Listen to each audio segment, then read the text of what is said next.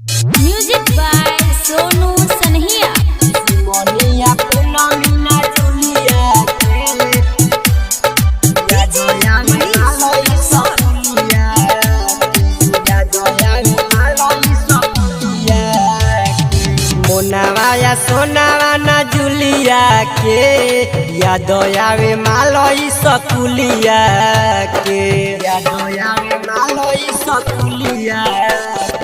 मोनावा या सोनावा ना जुलिया के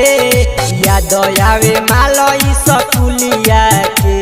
सपना में आवे बड़ी तारा पावे छन छन बजाई पहेलिया के सुमनिया पूनमीना जुलिया के या दयावे मालोई सकुलिया के या दयावे मालोई सकुलिया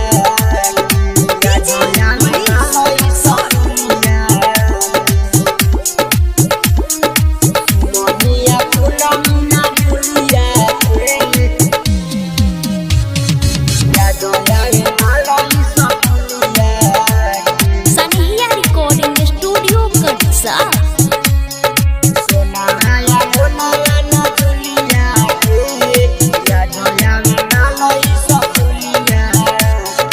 कोचिंग काला से करे करे कॉलेज हो वाटे सब बंद कके लेवे ले नॉलेज हो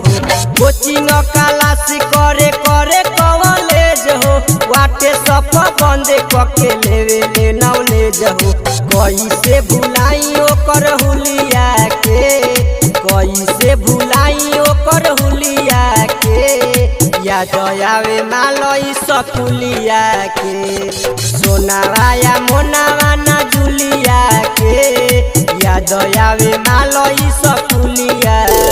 के या दयावे मालोई सकुलिया या दयावे मालोई सकुलिया मोनिया पूनमीना जुलिया के सनहिया रिकॉर्डिंग स्टूडियो कटसा।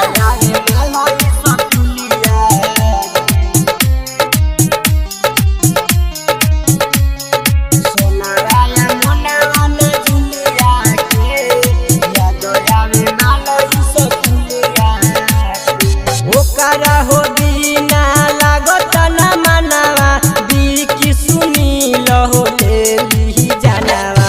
ओकरा हो दीना लागत ना मनावा सोनू नितेश हो लेली हमर जानवा कैसे जी विशाल बिना लुलिया के कैसे जी विशाल बिना लुलिया के या दयावे मालोई सकुलिया के सोनावा या मोनावा ना जुलिया के या दयावे मालोई सकुलिया।